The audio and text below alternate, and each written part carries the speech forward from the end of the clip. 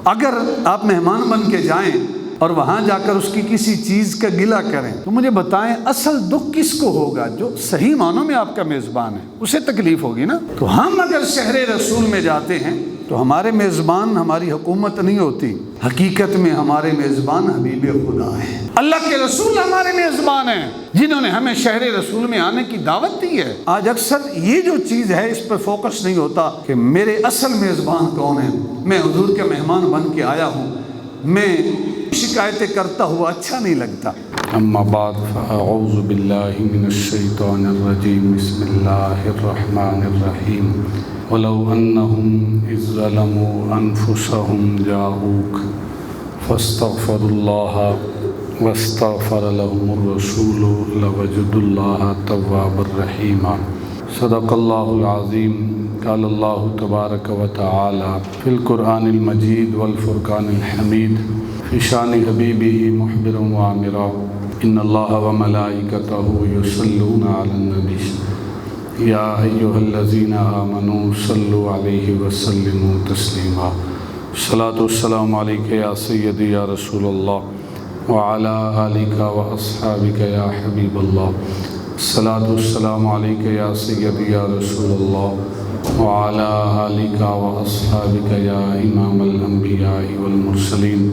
اللہم صل وسلم علی رسولک الکریم وآلہ الطاہرین، رب اغفر وارحم وانت خیر الراحمین۔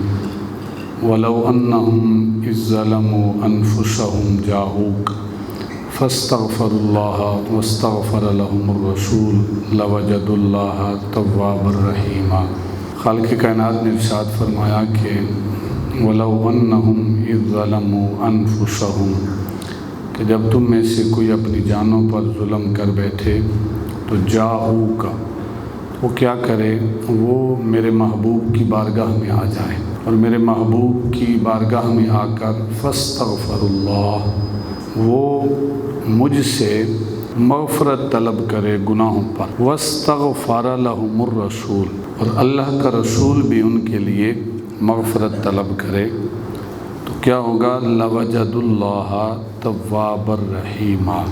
تو وہ جس نے اپنی جان پر ظلم کیا، جس نے گناہ کیا، وہ کیا کرے گا؟ لوجد اللہ، وہ اللہ کو پائے گا، تواباً توبہ قبول کرنے والا، تواب رحیمہ اور رحم کرنے والا وہ اللہ کو پائے گا۔ محبوب خدا کی در اقدس کی حاضری، شہر مدینۃ النبی، مدینۃ الرسول کی حاضری، یہ بڑی سعادت کی بات ہے۔ مولانا عبد الرحمن جامی جب بھی حاضر ہوتے تو یہی عرض کرتے کہ مشرف گرچہ شد جامی ز لطفش، کہ جامی اس لطف سے، اس دولت سے بارہا مستفید ہوا ہے، بارہا در رسول کی حاضری کی سعادت نصیب ہوئی ہے۔ خدایا این کرم بارے دیگر کن، جامی کو حاضری کی سعادت تو ملی ہے، خدایا این کرم بارے دیگر کن، باری تعالیٰ یہ کرم بار بار فرما، بار بار محبوب کے در اقدس کی حاضری عطا فرما۔ بلکہ اس سے پہلے فرماتے ہیں کہ نسیمہ جانب بطحا گزر کن، ز احوال محمد را خبر کن، کہ اے باد صبا جب تیرا گزر جانب بطحا ہو، حضور کے شہر کے پاس کہیں تیرا گزر ہو، ز احوال محمد را خبر کن، تو میرے احوال حضور کی بارگاہ میں پیش کرنا۔ اور کیا کہتے ہیں کہ ببر ای جان مشتاقم بآجا فدائے روزائے خیر البشر کن، کہ یہ جان اشتیاق رکھتی ہے، یہ شوق رکھتی ہے کہ یہ جان حضور کے در اقدس پہ جا کر فدا ہو جائے، فدائے روزائے خیر البشر کن۔ اور پھر کہتے ہیں تو ہی سلطان عالم یا محمد، زروئے لطف سوئے من نظر کن، یا رسول اللہ۔ اور آپ کی نظر کرم کا سوال ہے، ہم گناہ گاروں پر بھی نظر کرم فرمائیں۔ اور آخر میں مشرف گرچہ شد جامی ز لطفش، خدایا ای کرم بارے دیگر کن۔ جو جاتا ہے اس کا اشتیاق اور بڑھ جاتا ہے، جاتے ہوئے یہی عرض کرتا ہے کہ باری تعالیٰ یہ توفیق اور سعادت تو نے عطا کی ہے، یہ حاضری، یہ سعادت کی توفیق بار بار عطا فرما۔ تو شہر مدینہ کی حاضری ایسی حاضری ہے کہ انسان جتنی مرتبہ حاضری دے انسان سیر نہیں ہوتا۔ ایک نام ہے طب اول حمیری، ایک بہت بڑا بادشاہ تھا، اس نے اپنے ساتھ علماء لیے اور ایک سفر پہ نکلا۔ جب سفر پہ نکلا تو شہر مدینہ سے جب اس کا گزر ہوا، یہ حضور کی آمد سے یعنی حضور کے شہر مدینہ تشریف لانے سے 1000 سال قبل کا واقعہ ہے، اور روایات کے اندر باقاعدہ موجود ہے کہ جب وہ شہر مدینہ پہنچا، اس نے ارادہ کیا کہ میں اس شہر کو فنا و برباد کر دوں، تباہ کر دوں، نیست و نابود کر دوں۔ تو اس کے ساتھ علماء تھے، 1000 کے قریب علماء کی تعداد تھی۔ انہوں نے کہا کہ ایسا نہ کریں، یہ جو شہر ہے یہ کوئی عام شہر نہیں، یہ اللہ کے حبیب کا شہر ہے۔ جو اس وقت کے علماء تھے انہوں نے کہا، طب اول حمیری نے کہا ٹھیک ہے، میں شہر کو تباہ و برباد نہیں کرتا، چلو آگے سفر کرتے ہیں۔ علماء نے کہا کہ بھئی آپ نے جانا ہے تو چلے جائیں، ہم محبوب خدا کے اس دیار سے، اس شہر سے جانے کا ارادہ نہیں رکھتے۔ کیوں نہیں جانا چاہتے؟ کہا اس ارادے سے کہ اگر اس شہر میں سکونت اختیار کریں گے، اس شہر میں اپنے لیے مکان تعمیر کریں گے، گھر بنائیں گے، ہو سکتا ہے اللہ کے حبیب کا دیدار ہم کر سکیں، اور اگر دیدار نہ ہو سکا، ہماری قبریں تو اس شہر میں بنے گی، کہیں اللہ کے حبیب جب گزریں گے ہماری قبروں کے پاس سے تو محبوب خدا کے قدموں کی جو دھول ہوگی وہ ہماری قبروں پہ پڑے گی، اللہ ہماری بخشش فرما دے گا۔ 1000 سال پہلے یہ علماء کا نظریہ ہے۔ تو طب اول حمیری نے کیا کیا؟ اس نے کہا ٹھیک ہے، اگر آپ کا یہ نظریہ ہے تو پھر میں تمہارے لیے مکان تعمیر کرواتا ہوں۔ اور مکان کس طرح تعمیر ہوئے کہ اس نے سب علماء کے لیے مکان تعمیر کروائے۔ جو ان علماء کا سردار تھا اس کے لیے طب اول حمیری نے ڈبل منزل مکان تعمیر کر کے دیا، اور ایک خط لکھ کے دیا، کہا یہ خط میری طرف سے اللہ کے حبیب کی بارگاہ میں ہے، یہ تم نے اپنی نسلوں میں اس خط کو چلانا ہے، جب حبیب خدا تشریف لائیں تو یہ میرا خط حضور کی بارگاہ میں پیش کر دینا۔ اور یہ جو گھر میں نے ڈبل منزل بنایا ہے، یہ یاد رکھیں کہ یہ ظاہراً میں تمہیں دے رہا ہوں، لیکن حقیقت میں یہ مکان حضور کا ہوگا۔ اس ارادے سے وہ مکان تعمیر ہوا، جو علماء کا سربراہ تھا اس کو وہ مکان دیا گیا۔ وہ خط کیا تھا جو طب اول حمیری نے لکھا؟ وہ خط تھا الی محمد ابن عبد اللہ و نبی اللہ رسولہ و خاتم النبیین صلی اللہ علیہ وسلم من طبع الاول الحمیری۔ یہ خط محمد مصطفیٰ جو اللہ کے رسول ہیں، جو خاتم النبیین ہیں، اس کی طرف ہے۔ اور کس کی طرف سے ہے؟ یہ طب اول حمیری کی طرف سے ہے۔ اما بعد، آگے خط کی تحریر کیا ہے؟ فإنی آمنت بک، 1000 سال پہلے طب اول حمیری کہتا ہے کہ فإنی آمنت بک، اے اللہ کے رسول میں آپ پر ایمان لاتا ہوں، وبکتابک، اور اے اللہ کے حبیب میں آپ کی کتاب پر بھی ایمان لاتا ہوں، الذی انزل علیک، جو اللہ رب العزت نے آپ پر نازل کی ہے، میں اس کتاب پر بھی ایمان لاتا ہوں، وَأَنَا عَلَىٰ دِينِكَ وَسُنَّتِكَ وَآمَنْتُ بِرَبِّكَ، اے حبیب خدا میں آپ کے دین پر ہوں، آپ کی سنت پر ہوں، اور میں آپ کے رب پر ایمان لاتا ہوں، وَبِكُلِّ مَا جَاءَ مِن رَبِّكَ مِن شَرَائِعِ الْإِيمَانِ وَالْإِسْلَامِ، اور اسلام اور ایمان کی جتنی بھی چیزیں تمہارے رب کی طرف سے آئی ہیں، اے حبیب میں ان سب چیزوں پر ایمان لاتا ہوں۔ پھر حباب جی وقار فرمایا فَإِنِّي مِنْ أُمَّتِكَ الْأَوَّلِينَ وَمِلَّةِ أَبِيكَ إِبْرَاهِيمَ، اور اے حبیب خدا میں آپ کی امت میں سب سے پہلا ایمان لے کے آنے والا ہوں، اور میں آپ کے آباء و اجداد میں سے آپ کے جد امجد سیدنا ابراہیم خلیل اللہ کے دین پر ہوں، ان کی ملت پر ہوں۔ 1000 سال پہلے وہ خط دیا علماء کے سردار کو۔ وہ خط چلتے چلتے چلتے چلتے حضرت ابو ایوب انصاری کے پاس پہنچا، حضور کے صحابی رسول حضرت ابو ایوب انصاری کے پاس وہ خط پہنچا۔ جب محبوب خدا ہجرت کر کے شہر مدینہ تشریف لے کر گئے نا، تو ابھی وہاں نہیں پہنچے تھے۔ حضرت ابو ایوب انصاری رضی اللہ تعالیٰ عنہ نے وہی خط جو 1000 سال پہلے طب اول حمیری نے حضور کے لیے لکھا تھا، حضرت ابو ایوب انصاری نے وہ خط ابو یعلا رضی اللہ تعالیٰ عنہ کو دیا اور کہا جاؤ جا کر حضور کی بارگاہ میں پیش کرو۔ ابو یعلا وہ خط لے کر حضور کی بارگاہ میں حاضر ہوا۔ ابھی اس نے ذکر نہیں چھیڑا کہ حضور یہ میرا خط ہے، میرا نام ابو یعلا ہے، میں ایسا خط لے کے آیا ہوں۔ جو ہی حضور کے سامنے ابو یعلا پہنچا نا، تو سرکار نے فرمایا کیا تو ابو یعلا ہے؟ پہلے ملاقات نہیں ہے، کیا تو ابو یعلا ہے؟ وہ کہتے جی یا رسول اللہ میں ابو یعلا ہوں۔ کہا تیرے پاس طب اول حمیری کا خط ہے؟ کہا ہاں یا رسول اللہ میرے پاس خط ہے۔ کہا حضور آپ کو کیسے پتہ چلا؟ آپ کی صورت کاہنوں سے نہیں ملتی، آپ کو کیسے پتا چلا کہ میرے پاس جو ہے وہ طب اول حمیری کا خط ہے اور میرا نام ابو یعلا ہے، میری تو آپ سے ملاقات بھی نہیں ہے؟ کہا میں کاہن نہیں ہوں، میں محمد رسول اللہ ہوں، میں اللہ کا رسول ہوں۔ اشارہ یہ ہے کہ کاہنوں کے پاس جو علم ہوتا ہے وہ تھوڑا ہوتا ہے، جو اللہ کے رسول کے پاس ہوتا ہے وہ کاہنوں سے بہت زیادہ علم ہوتا ہے۔ تو وہ خط دیا ابو یعلا نے حضور کی بارگاہ میں، محبوب خدا نے اس خط کو پڑھا اور اس خط کو پڑھ کے سرکار نے کیا ارشاد فرمایا؟ طب اول حمیری نے لکھا تھا کہ میں آپ کے اوپر ایمان لاتا ہوں آج سے 1000 سال پہلے۔ سرکار نے اس خط کو پڑھا، جو حضور پڑھتے گئے تو سرکار نے 3 مرتبہ ارشاد فرمایا مرحباً بالتبع مرحباً بالاخ الصالح۔ سرکار نے ارشاد فرمایا مرحبا بالتبع، اے طب اول حمیری ہم تجھے خوش آمدید کہتے ہیں، اے طب اول حمیری تو ہمارا نیک بھائی ہے، تمہارا ایمان قبول کرنا ہم اپنی بارگاہ میں قبول کرتے ہیں۔ تو شہر مدینہ کا جو ذکر ہے یہ حضور کی آمد سے پہلے علماء بھی جانتے ہیں کہ یہ وہ شہر ہے جہاں اللہ کے محبوب جلوہ فرما ہوں گے، جو محبوب خدا کی ہجرت گاہ ہوگی۔ اور اللہ کے محبوب نے اس خواہش کا بھی اظہار کیا، احادیث مبارکہ میں ملتا ہے کہ حضور نے شہر مکہ میں مرنے سے پناہ مانگی ہے، یعنی شہر مکہ کی بڑی فضیلت ہے، لیکن کوشش کی ہے کہ جلدی جلدی ہم شہر مکہ سے نکلیں، کہیں موت نہ آئے، موت بھی آئے تو شہر مدینہ میں آئے۔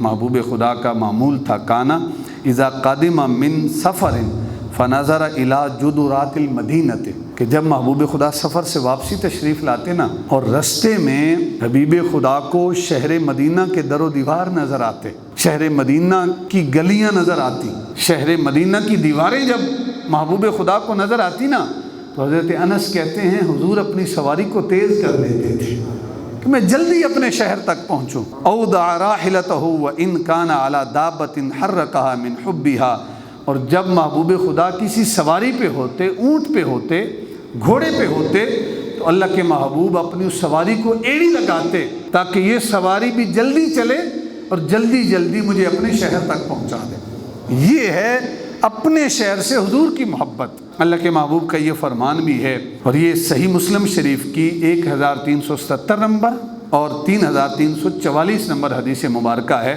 حضرت عبداللہ ابن عمر رضی اللہ تعالیٰ عنہ راوی ہیں، فرماتے ہیں کہ من صبر لوائہا، اور دوسری روایت میں ہے وشدتہا، لوائہا وشدتہا، کہ جو شہر مدینہ کے اندر تنگ دستی پر صبر کرے گا، تکلیفوں پر صبر کرے گا، شدت آئے اس پر صبر کرے گا، کنت لہ شفیعا او شہیدا یوم القیامہ، اللہ کے حبیب ارشاد فرماتے ہیں بروز قیامت اس بندے کی گواہی بھی میں دوں گا اور قیامت کے دن اس کی شفاعت بھی میں کروں گا۔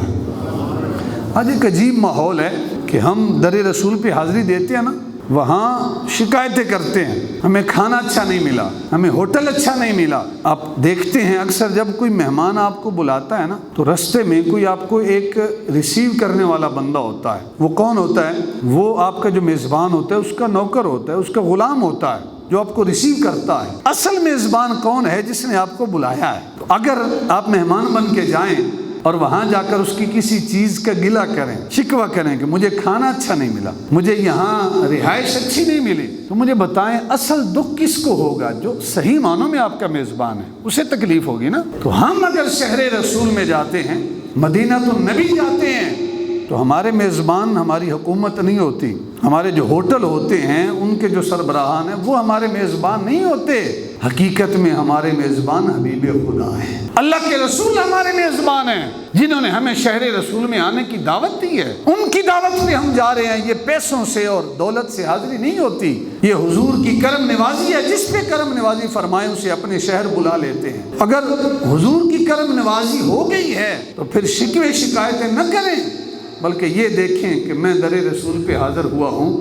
حضور نبی اکرم صلی اللہ علیہ وسلم کے ساتھ میرا جو قلبی تعلق ہے وہ مضبوط ہوا ہے یا نہیں ہوا، میں جس مقصد کے لیے آیا ہوں اس مقصد کو میں نے پورا کیا ہے یا نہیں کیا، اس چیز پہ فوکس کریں۔ آج اکثر یہ جو چیز ہے اس پہ فوکس نہیں ہوتا کہ میرے اصل میزبان کون ہیں، میں حضور کے مہمان بن کے آیا ہوں، میں کھانے کی شکایتیں کرتا ہوا اچھا نہیں لگتا۔ سوشل میڈیا پہ ویڈیو وائرل نظر آتی ہیں کہ ہمیں یہ کھانا مل رہا ہے، یہ کھانا مل رہا ہے، یہ کھانا مل رہا ہے۔ جب کبھی تکلیف آئے اس حدیث مبارکہ کو نظروں میں رکھیں کہ محبوب خدا نے ارشاد فرمایا من صبر لوائہا وشدتها كنت له شفیعا او شہیدا یوم القیامہ، کہ جو شہر مدینہ کی تکلیفوں پر صبر کرے گا قیامت کے دن میں اس کی گواہی بھی دوں گا اور قیامت کے دن اس کی شفاعت بھی کروں گا۔ یہ تھوڑی بات ہے۔ محبوب خدا جب شہر مدینہ پہنچے تو کچھ ایسے حضور کے صحابہ تھے جن کے گھر نہیں تھے، وہ ہر لمحے حضور کی دہلیز پہ پڑے رہتے تھے۔ ان کی تعداد میں فرق ہے، کبھی 40 ہوتی تھی، کبھی 100 کے قریب چلی جاتی تھی، جن کے لیے حبیب خدا نے کیا کیا، ایک چبوترا تعمیر کیا گیا جس چبوترے کے اوپر اکثر وہ بیٹھے رہتے تھے، اور اس چبوترے کا نام ہے صفہ، اور وہاں جو بیٹھے رہتے تھے ان کو کہا جاتا ہے اصحاب صفہ۔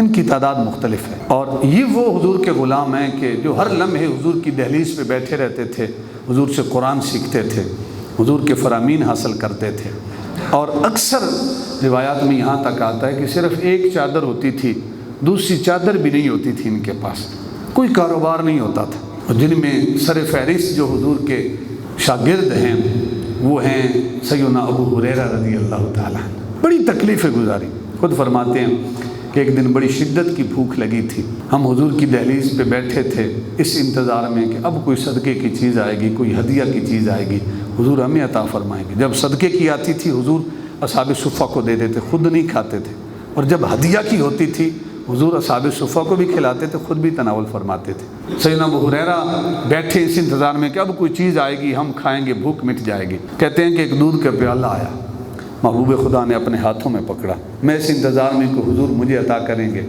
اور میں پیوں گا، میری بھوک مٹ جائے گی۔ سرکار نے میری خواہش کے مطابق وہ پیالہ مجھے تھمایا، میں نے ہاتھ میں پکڑا، میں اس انتظار میں تھا کہ حضور فرمائیں گے ابو ہریرہ پی، اس دودھ کو پی۔ لیکن میری آزمائش اس وقت شروع ہوئی جب سرکار نے ارشاد فرمایا اے ابو ہریرہ، اصحاب صفہ میں جتنے تیرے بھائی بیٹھے ہیں جا سب کو جا کر دودھ پلا، سب کو جا کر یہ دودھ پلا۔ کہتے ہیں ایک گلاس دودھ کا کتنے پئیں گے؟ 70 صحابہ۔ کہتے ہیں میں نے حضور کے ایک صحابی کو وہ دودھ پیش کیا، اس نے اپنے ہونٹوں کے ساتھ لگایا۔ کہتے ہیں میں اوپر سے قد لمبا کر کے دیکھ رہا تھا کہ ایک گھونٹ بھرے گا تو دودھ کم ہو جائے گا، لیکن جو حضور کا صحابی دودھ پی رہا تھا دودھ کم نہیں ہو رہا تھا۔ جو ہی صحابی نے اپنے ہونٹوں سے دودھ پیچھے کیا، جتنا دودھ دیا تھا اتنے کا اتنا ہی دودھ اس کے پاس موجود تھا۔ اس نے مجھے دیا، میں نے دوسرے صحابی کو دیا، اس نے پیا، اس نے پھر مجھے دیا، میں نے دوسرے صحابی کو دیا۔ سیدنا ابو ہریرہ رضی اللہ تعالیٰ عنہ کہتے ہیں کہ چلتا رہا، سارے صحابہ جو ہیں وہ دودھ پیتے رہے، دودھ ختم نہ ہوا، 70 کے 70 صحابہ نے دودھ پی لیا۔ اس کے بعد جب 70 صحابہ نے دودھ پیا، میں حضور کی بارگاہ میں حاضر ہو گیا۔ میں نے عرض کیا حضور سارے صحابہ کو میں دودھ پلا چکا ہوں، یہ بچہ ہے۔ سرکار نے ارشاد فرمایا اے ابو ہریرہ اب تو خود بھی، اب تو خود بھی۔ سیدنا ابو ہریرہ کہتے ہیں مجھے بڑی بھوک لگی تھی، میں نے دودھ پیا، خوب سیر ہو کے پیا۔ سرکار نے فرمایا اور پی، میں نے پھر پیا۔ سرکار نے پھر فرمایا اور پی، تیسری مرتبہ میں نے پھر پیا۔ حضور نے فرمایا اور پی۔ میں نے عرض کی یا رسول اللہ اب میرے پاس تو گنجائش نہیں ہے، میں نے جتنا پینا تھا خوب سیر ہو کے میں نے دودھ پی لیا، یا رسول اللہ اب اور گنجائش نہیں ہے۔ اس جملے پہ غور کیجئے گا، محبوب خدا نے ارشاد فرمایا اے ابو ہریرہ اب دودھ کا پیالہ مجھے عطا کر دیں، اب میں پیوں گا دودھ کا پیالہ۔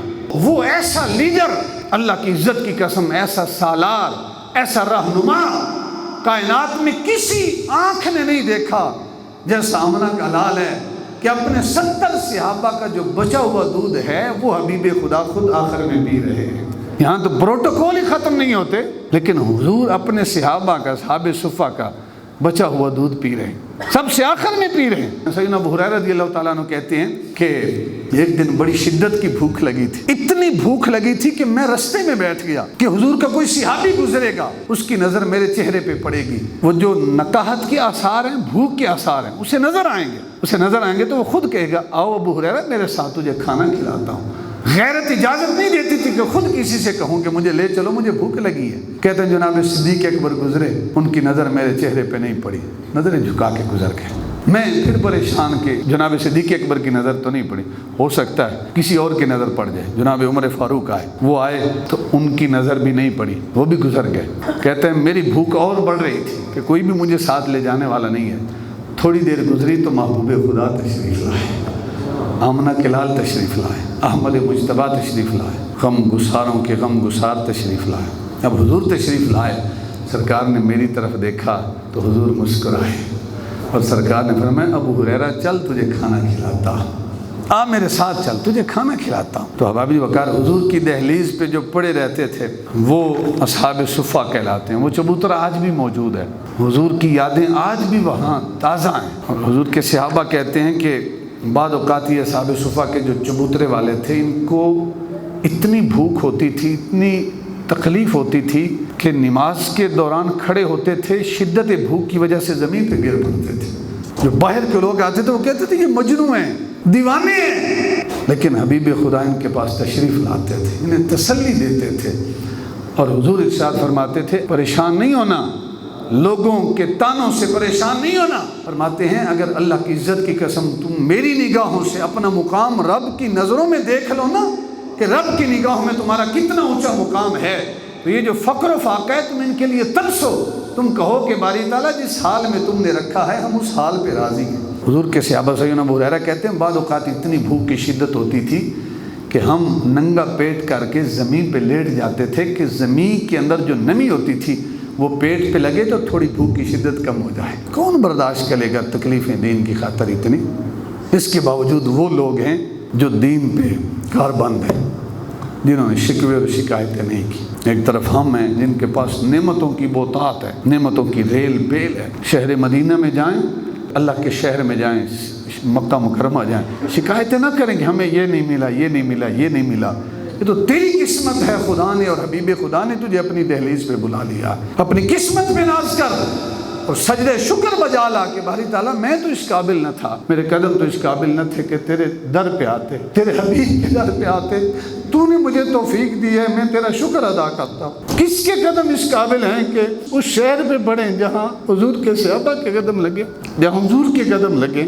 حضور کے ایک صحابی ہیں حضرت عبداللہ مزنی رضی اللہ تعالیٰ عنہ، ان کے والد فوت ہو گئے۔ جب والد فوت ہوئے تو چچا نے ان کی پرورش کی۔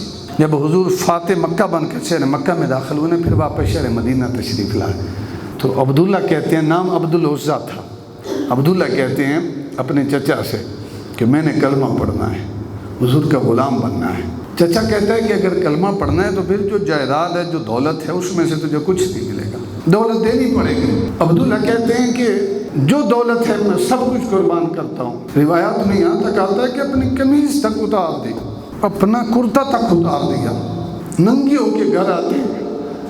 جب گھر پہنچے اپنی ماں کو کہتے ہیں امی جان مجھے پردے کے لیے کچھ کمبل عطا کر، میں حضور کے شہر جانا چاہتا ہوں، حضور کی دہلیز پہ جانا چاہتا ہوں۔ اس کیفیت میں ایک کمبل لے کے در رسول پہ حاضر ہوتے۔ جب شہر رسول میں حاضر ہوئے، اکر بیٹھ گئے، حضور نے پوچھا تم کون ہو؟ کہا میرا نام عبدالعزیٰ ہے۔ کہا کس لیے آئے ہو؟ کہا حضور غلام بننے کے لیے آیا ہوں۔ یہ وہ لوگ ہیں جنہوں نے تکلیفیں برداشت کی، حضور غلام بننے کے لیے آیا ہوں، مجھے غلامی نے قبول کر لے۔ اللہ کے حبیب نے قبول کیا۔ ایک مرتبہ اصحاب صفہ میں ان کا شمار ہوتا ہے، اللہ کے حبیب نے ان کو جگہ عطا فرمائی۔ ایک مرتبہ اصحاب صفہ کے جو لوگ ہیں، جو حضور کے غلام ہیں، وہ نماز پڑھ رہے تھے، حضرت عبداللہ بھی نماز پڑھ رہے ہیں، تو نماز پڑھتے ہوئے بلند آواز سے قرآن مجید کی تلاوت شروع کر دی۔ ذوق تھا، شوق تھا، بلند آواز سے قرآن کی تلاوت کی نا، تو سیدنا عمر فاروق نے ڈانٹا اور کہا عبداللہ آرام سے تلاوت کرو، بلند آواز سے کیوں کر رہے ہو؟ تو سرکار نے سنا تو ڈانٹا سیدنا عمر فاروق کو، کہا کہ عبداللہ کو کچھ نہ کہو، یہ میرا وہ غلام ہے جس نے میرے دین کی خاطر سب کچھ قربان کر دیا، یہ سب کچھ چھوڑ کے آیا ہے، تم اسے ڈانٹ رہے ہو، یہ جس انداز میں قرآن پڑھتے ہیں انہیں پڑھنے دو۔ در رسول کی حاضری جسے مل جائے یہ بڑی سعادت کی بات ہے۔ اللہ تعالیٰ نے یہ توفیق عطا فرمائی ہے۔ انشاءاللہ میں جا رہا ہوں حج کی ادائیگی کے لیے، دعا کریں اللہ تعالیٰ اس حاضری کو قبول فرمائے۔ اس قابل نہیں ہے کہ اللہ کے اس شہر میں، اللہ کے حبیب کے شہر میں جا سکیں۔ اللہ تعالیٰ ہم گناہ گاروں کے اوپر رحم فرمائے، اللہ تعالیٰ ہماری حاضری کو قبول فرمائے۔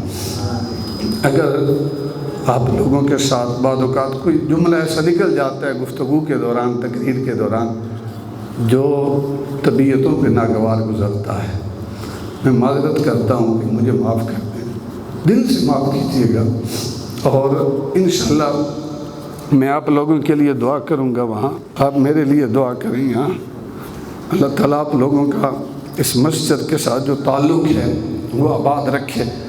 اللہ تعالیٰ ہمارے اس تعلق کو جو کہ ایک روحانی تعلق ہے، اللہ تعالیٰ بروز قیامت تک اس تعلق کو جاری و ساری رکھے۔ یہ وہ تعلق ہے جو انشاءاللہ میدان قیامت میں بھی کام آئے گا، ایک روحانی تعلق ہے ہمارا۔ اللہ تعالیٰ جامع مسجد شیر اسلام کے ساتھ اس کی تعمیر میں جن ساتھیوں نے حصہ لیا یا آئندہ جو کام جاری ہے جو لیں گے، میں انشاءاللہ وہاں بھی جا کر ان کے لیے دعائیں کروں گا۔ اللہ تعالیٰ ان سب کی خدمات اپنی بارگاہ میں